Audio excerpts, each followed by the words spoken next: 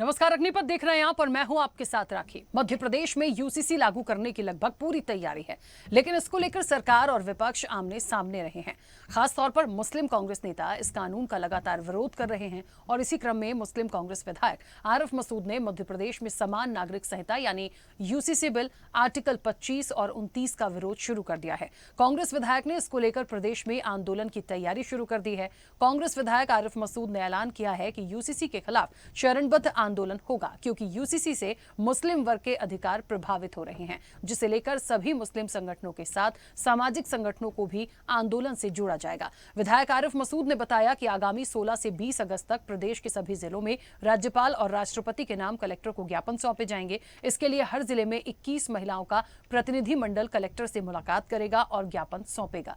आरिफ मसूद ने कहा कि आंदोलन को आगे बढ़ाते हुए दूसरे समुदायों के लोगों से भी संवाद किया जाएगा। इसके अगले चरण में अन्य कम्युनिटी को आंदोलन से जोड़ने की कोशिश की जाएगी। उन्होंने कहा कि इससे मुस्लिम वर्ग के अधिकारों पर असर पड़ रहा है। आरिफ मसूद ने कहा कि यूसीसी के मुद्दे को लेकर आंदोलन के साथ कानूनी विकल्पों पर भी चलने की पूरी तैयारी चल रही है। तो वहीं बीजेपी की इसको लेकर कांग्रेस विधायक आरिफ मसूद को आड़े हाथों ले रही है। बीजेपी नेताओं का आरोप है कि ये हमेशा से ही अपने एजेंडे के तहत बिल का विरोध करते हैं। इसका खामियाजा इन्हें जनता के बीच भुगतना पड़ेगा। ये कानून मुस्लिम बहनों के अधिकारों के लिए और उनके हितों के लिए काम करने वाला है, ना कि उनके विरोध में। तो देखिए, अब यूसीसी को लेकर तकरार शुरू हो गई है, पक्ष विपक्ष है, लेकिन खास तौर पर जो मुस्लिम वर्ग है, जिनकी आवाज उठाने के लिए जो कांग्रेस के विधायक हैं आरिफ मसूद, वो कह रहे हैं कि हम एक आंदोलन चलाएंगे। ये बिल्कुल भी मुस्लिम वर्ग के हित में नहीं है। तो आगे क्या होगा, क्या इस पर कोई बात बनेगी, हम चर्चा पर चलेंगे। कुछ प्रतिक्रिया है, पहले वो सुनाते हैं।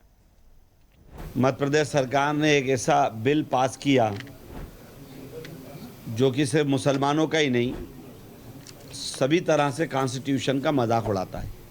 हम लोगों ने ये तय किया है कि मध्य प्रदेश के अंदर 16 तारीख से 20 तारीख तक हर जिले के अंदर हम एक मेमोरेंडम गवर्नर के नाम और राष्ट्रपति के नाम देंगे और उस मेमोरेंडम में मात्र केवल 21 लोग कलेक्टर से मुलाकात करेंगे और उसमें तादाद महिलाओं की 15 से 17 होगी, जिसमें लड़कियां भी होंगी और 4-5 जेंट्स होंगे। और हम ये मेमोरेंडम पेश करेंगे कि ये आर्टिकल 29 ख़त्म हो रहा है, लिहाजा इसकी हिफाजत की जाए और हमारे हक अदा किए जाएं।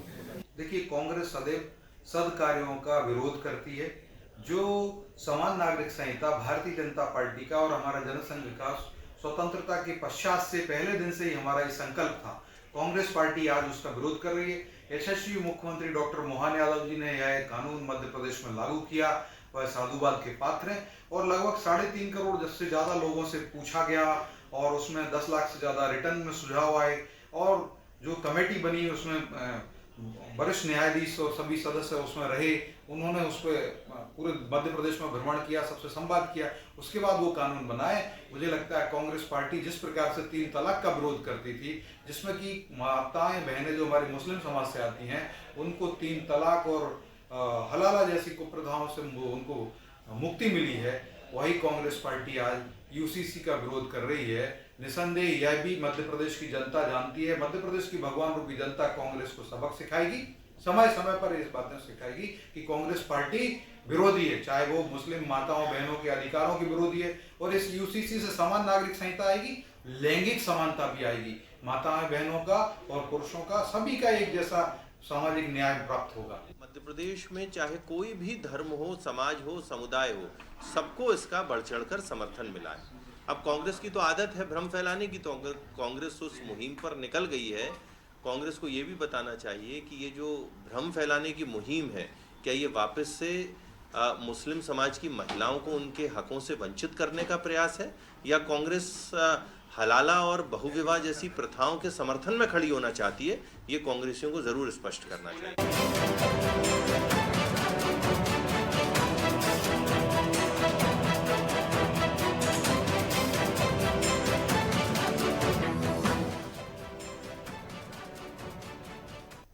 चलिए, तो आरिफ मसूद विरोध करेंगे और यूसीसी को लेकर आक्रोश है। अब सवाल इस बात का है कि जब ये कह रही है सरकार कि 10 लाख से ज़्यादा सुझाव आए थे, करोड़ों लोगों के बीच इसके बारे में पूछा गया था, और जब 10 लाख से ज़्यादा सुझाव आए हैं, सभी वर्गों ने इसका समर्थन किया था, तो फिर ये विरोध मुस्लिम वर्ग क्यों कर रहा है? और ये भी एक आरोप है कि कांग्रेस भ्रम की राजनीति करती है, गलत तरीके से इन चीज़ों को लेकर आ रही है।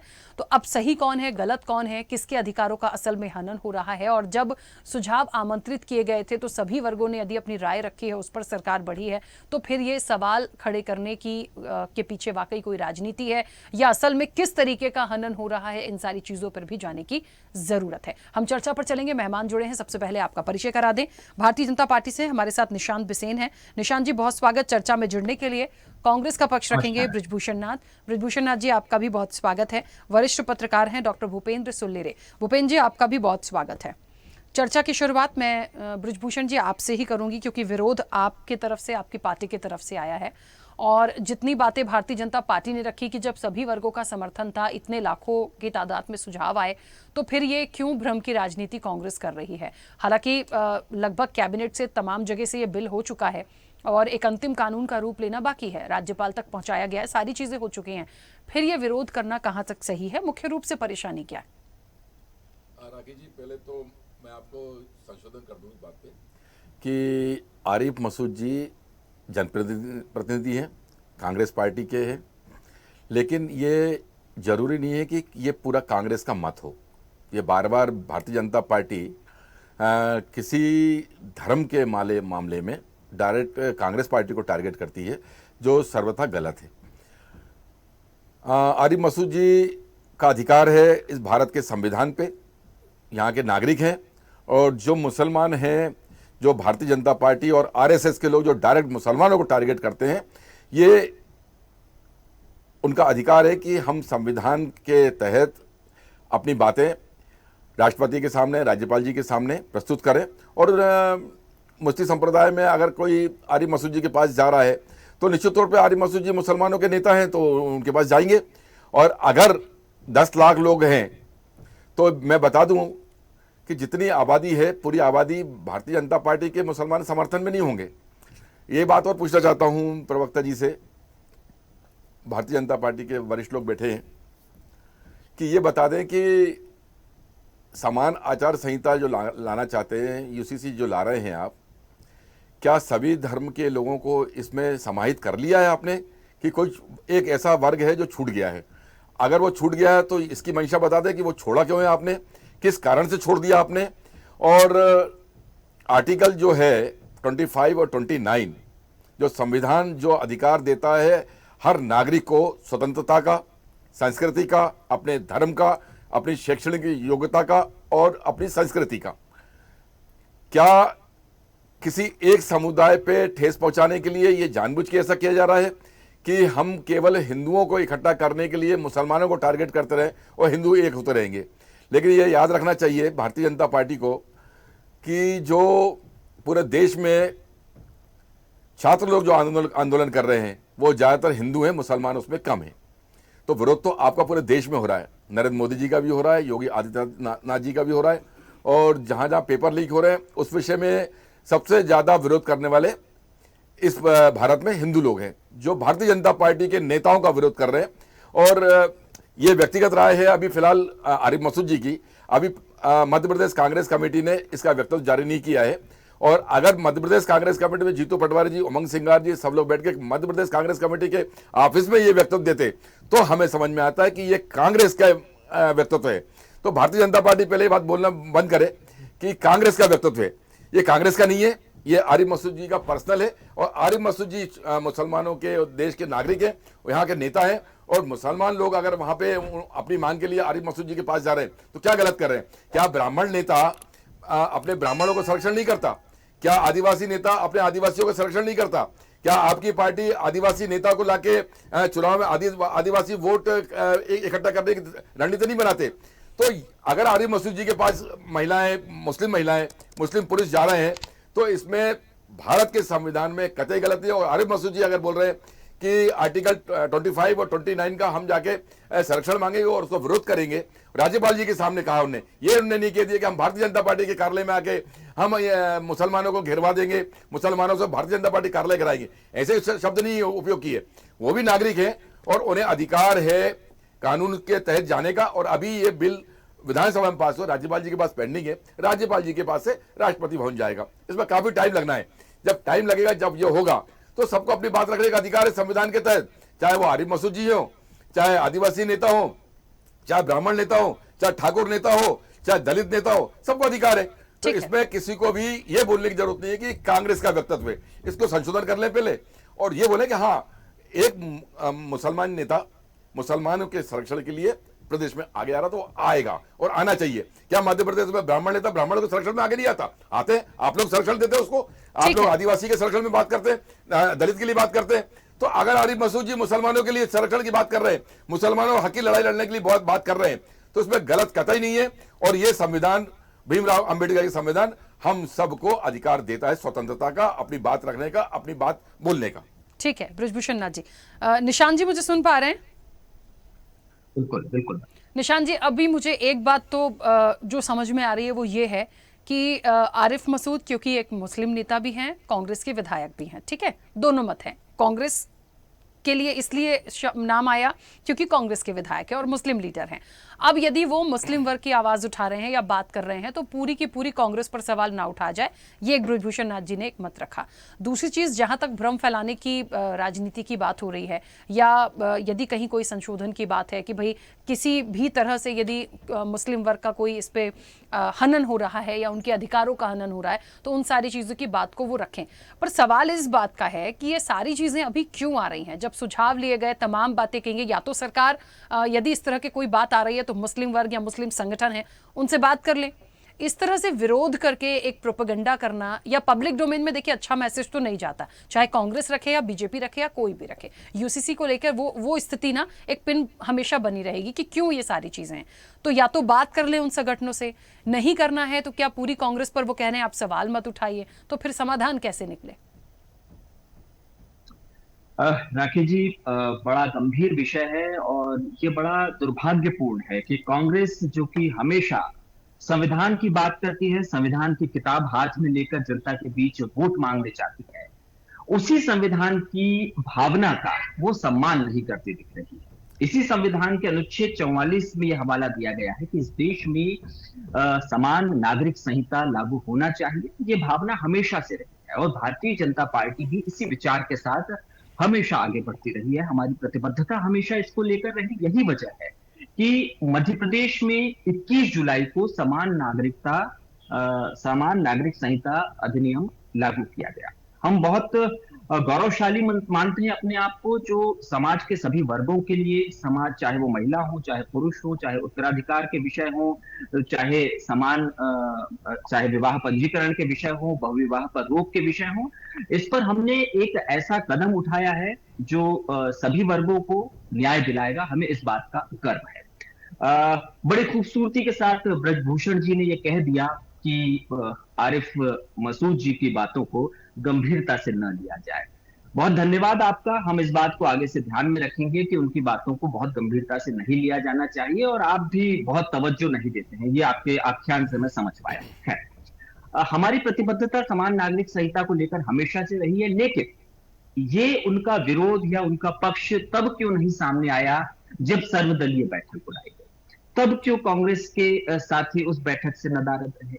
ये पक्ष उनका तब सामने क्यों नहीं आया जब विधानसभा में इस पर बहस हुई? तो मुझे लगता है एक राजनीतिक प्रोपेगेंडा है। हमने इस देश में पहले भी देखा है, चाहे वो 3 तलाक पर का विषय रहा हो, अन्य विषय रहे हो, जो आम मुस्लिम है वो हमेशा से ये महसूस करता रहा है कि इन कुप्रथाओं से मुक्ति मिलनी चाहिए, चाहे वो कोई भी समाज हो। यही वजह है कि सभी पर्सनल लॉ बोर्ड उन्हें खत्म किया जा रहा है। ये टारगेटेड नहीं है, ये किसी की धार्मिक स्वतंत्रता में हस्तक्षेप नहीं है।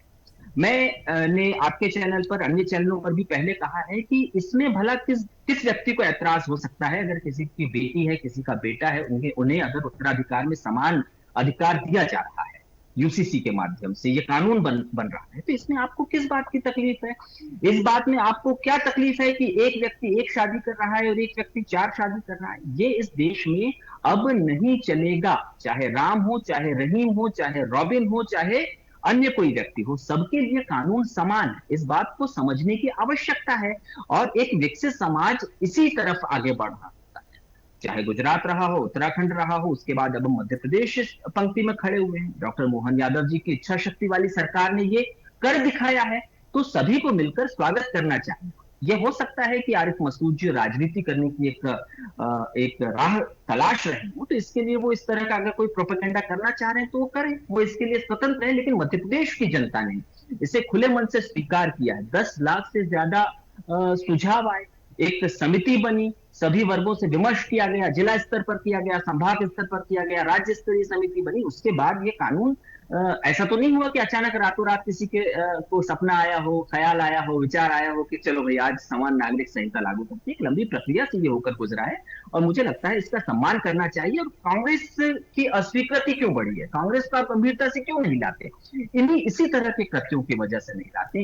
एक कानून बनने की कगार पर खड़ा एक विधेयक, आप उसका विरोध करने जा रहे हैं, 4 दिन की यात्रा निकालेंगे। आपके खुद के प्रवक्ता यहाँ पर बैठ के बोल रहे हैं कि उनकी बातों को गंभीरता से न ले, उनका अपना एजेंडा है। तो मुझे लगता है ये बड़ा इसे बहुत वाकई तवज्जो नहीं दिया जाना चाहिए और ठीक है, हम अपनी प्रतिबद्धता पर अड़े। ठीक है। भूपेंद्र जी मुझे सुन पा रहे हैं? जी रखिए। भूपेंद्र जी देखिए, पक्ष विपक्ष की तो नोकझोंक होती रहेगी, लेकिन यूसीसी को लेके कोई ऐसा मुद्दा नहीं है कि एक आम मुद्दा है और कुछ भी लेके उस पर बोल देंगे। यदि वाकई कोई कहते हैं ना कि सुझाव आमंत्रित किए गए हैं या काफ़ी प्रोसेस के बाद इस चीज़ को बढ़ाया गया है, तो ये सवाल क्यों? और एक सवाल भारतीय जनता पार्टी का भी जो जायज़ लगता है वो ये लगता है कि जब सर्वदलीय बैठक हुई थी तब ये आपत्तियां क्यों नहीं आई थी? तो क्या माने, देखिए हम ये नहीं कह रहे हैं कि मुस्लिम वर्ग को यदि आपत्ति है तो वो अपनी बात ना रखें, आप बिल्कुल रखिए, लेकिन सब चीज़ का एक समय होता है। हर कभी किसी भी विषय पर आकर आपत्ति दर्ज कराना तो उसको राजनीति का हिस्सा ही माना जाएगा, क्योंकि हम कितना ही उसको इग्नोर करने की कोशिश करें, पर है तो बीजेपी और कांग्रेस, पक्ष विपक्ष की ही लड़ाई है और उनके बीच का ही ये मुद्दा है। कैसे इस विषय को आप देखते हैं? देखिए राखी जी, यूसीसी विधानसभा से पारित हो चुका है बिल, अब वो राज्यपाल के पास जाएगा, वो कानून बन जाएगा। बात यही रही कि अभी बीजेपी के प्रवक्ता ने जिस तरह से कहा है कि संविधान के अनुच्छेद 44 में कॉलम 4 में ये चीज कही गई थी कि देश के जब संविधान निर्माता थे उनको ये पता था कि देश में एक समान नागरिक संहिता की आने वाले समय में आवश्यकता पड़ेगी। अब उसके लिए उन्होंने एक कॉलम रखा था और भारतीय जनता पार्टी ने कोई नई चीज नहीं की। मैं ये भी स्पष्ट करना चाहता हूँ कि भारत का संविधान हर नागरिक को धार्मिक स्वतंत्रता देता है, उसी संविधान से ही समानता और कानून के समक्ष संरक्षण का सिद्धांत भी देता है। तो इसीलिए ये समान नागरिक संहिता यूसीसी पर जो आज बहस हो रही है वो हिंदू मुस्लिम न करके, बहुसंख्यक अल्पसंख्यक न करके, एक भारतीय नागरिकों के समक्ष, एक भारतीय नागरिकों के हित में करना चाहिए। और ये एक ही इस चश्मे से मत देखना चाहिए कि ये अल्पसंख्यक और बहुसंख्यक है या हिंदू मुस्लिम है, मेरा ये कहने का तात्पर्य है। और जिस तरह से कांग्रेस के विधायक आरिफ मसूद जी ने यूसीसी का विरोध किया है, तो ये उनका प्रावधान है और वो उसका विरोध कर सकते हैं, लेकिन उनमें जो उन्होंने उस चीज का ये लोकतांत्रिक प्रक्रिया है, उसकी न्यायिक प्रक्रिया में भी जा सकते हैं, वो उसको चैलेंज भी कर सकते हैं और वो उनका अधिकार है, इसमें कहीं दो मत नहीं है। इस तरह से कांग्रेस प्रवक्ता ने भी ये कहा। और मैं ये एक भारत का संविधान और भारत का कानून ये उनको अधिकार देता है, हर नागरिक को देता है उसके तहत। लेकिन उनकी कुछ चीजें हैं जिस तरह से वो बात उठा रहे हैं। पहला सवाल उन्होंने अनुच्छेद 25 कहा। अनुच्छेद 25 स्वतंत्रता की गारंटी देता है, धार्मिक स्वतंत्रता की गारंटी। धार्मिक स्वतंत्रता की गारंटी यहाँ कहाँ खत्म हो रही है? हाँ, ये जरूर हो रही है कि जो पर्सनल लॉ थे, जो हिंदू पर्सनल लॉ, मुस्लिम पर्सनल लॉ, क्रिश्चियनिटी के लिए जो पर्सनल लॉ, वो उनको समाप्त करके एक चीज आप अपनी स्वतंत्रता कर सकते हैं। लेकिन उसी चीज में ये भी कहा गया है अनुच्छेद 25 में कि अगर कोई भी अधिकार वही सार्वजनिक व्यवस्था और नैतिकता को अगर वो किसी को नुकसान देता है तो वह कानून वहां शिथिल हो जाएगा। तो ऐसे जब जिस तरह से रैली निकलते हैं, आंदोलन होते हैं, जिस तरह से, तो इसलिए तो यूसीसी का 25 कहाँ खत्म हो रहा है? अगर यूसीसी से आप कह रहे हैं, तो मूल प्रश्न यही है कि विवाह, तलाक, उत्तराधिकार, गोद लेने की परंपरा और परिवार समेत नागरिकों को समान कानून मिलना और इसकी अलग अलग व्यवस्था न होकर एक व्यवस्था की जा रही है, ये स्वागत योग्य है। और ये बात समझना पड़ेगा कि नागरिक कानून के बीच अंतर समझना पड़ेगा कि धर्म स्वतंत्रता और नागरिक कानून क्या है। इससे दूसरी बात उन्होंने 29 आर्टिकल की कही। 29 आर्टिकल अनुच्छेद जो कहता है सांस्कृतिक और भाषाई हितों की रक्षा करने के लिए है। यहाँ किसी समुदाय ने अपने विशिष्ट भाषा या लिपि या उसकी संस्कृति को सुरक्षित करने का अधिकार देता है, तो ये कानून कहाँ उसको खत्म कर रहा है। आप अपनी भाषा में बोले, उर्दू में बोले, उर्दू में फारसी में बोले, फारसी में, और व्यक्ति का ज्ञान बढ़ता है भाषाओं से। और ये तो किसी समुदाय की संस्कृति के संरक्षण और कानून की समानता एक ही चीज हो सकती है। तो ये जो कहना मुझे लगता है कहीं से बेईमान है। दूसरी बात उन्होंने कहा कि मुस्लिम महिलाओं के अधिकार को छीन कर रहा है, ये भी उनके उसमें प्रेस नोट में आए। तो मैं ये सवाल उठाने से ये कहाँ से कर रहा है। अब अनुच्छेद 14 जो है वो समानता की बात करता है, अनुच्छेद 15 जो है भेदभाव की बात करता है। अब आप देखिए, जब समानता नहीं होगी इस कानून में, सबकी समानता आ गई, चाहे लड़का हो, चाहे लड़की हो, चाहे पुरुष हो, चाहे महिला हो, सबको एक रूप से, और किसी भी धर्म समुदाय का हो तो उसके लिए। और 15 भेदभाव की सुरक्षा का। अब विवाह है, तलाक है, अब आपने पर्सनल लॉ के तहत उनके थे, हिंदू पर्सनल लॉ के तहत हिंदू का विवाह था, एक विवाह करता था, उनका अपने हदीस और कुरान के तहत उनके 4 के थे, तो ये मुस्लिम पर्सनल लॉ था। अब उन सब चीजों को समाप्त करने का अवसर आ चुका है, समय पहले ही था, लेकिन पूर्व सरकारों ने नहीं किया, अब इस सरकार ने किया, तो ये स्वागत योग्य। आप इस तरह से क्यों विभिन्नताएं करेंगे। और जिस तरह से कुरीतियां हैं, इस कुरीतियां, मैं तो कहूंगा कि आज के युग में ये कुरीतियां ही है कि 4 विवाह आप कर रहे हैं, एक नहीं कर रहा है, आप हलाला, ये भी और जो भी है, तो वो आज के समय में प्रासंगिक नहीं है, उनको हम कहीं जस्टिफाई नहीं कर सकते। ठीक है भूपेंद्र जी, ठीक है, क्योंकि समय की सीमा है। ब्रजभूषण नाथ जी कुछ कहना चाहते? निश्चित तौर पर मैं फिर से पुनः यही बात दोहराना चाहता हूँ कि जो भी भारत का नागरिक है, सबको अधिकार है अपनी बात रखने का और अपना विरोध दर्ज कराने का। अगर कोई समाज का व्यक्ति उसको लगता है कि हमारा अहित हो रहा है, तो उसके लिए कानून के रास्ते खुले हैं, उसके लिए राष्ट्रपति भवन खुला है, उसके लिए राज्यपाल भवन खुला हुआ है। तो इसमें कतई ये नहीं सोचना चाहिए कि ये धर्म का व्यक्ति कांग्रेस से है, आदिवासी अगर है। तो मेरा कभी एक सवाल था पहले बीजेपी प्रवक्ता महोदय से कि क्या समस्त जातियों को इसमें समावेश किया है, और अगर नहीं किया तो आदिवासी को इसमें क्यों नहीं जोड़ा गया है अलग से। अमित शाह जी को क्यों भाषण देने पड़ा कि इस यूसीसी से आदिवासी अलग रहेंगे। मेरा खाली इतना है कि आप किसी समाज को टारगेट करने से अच्छा सबको साथ में लेके चले।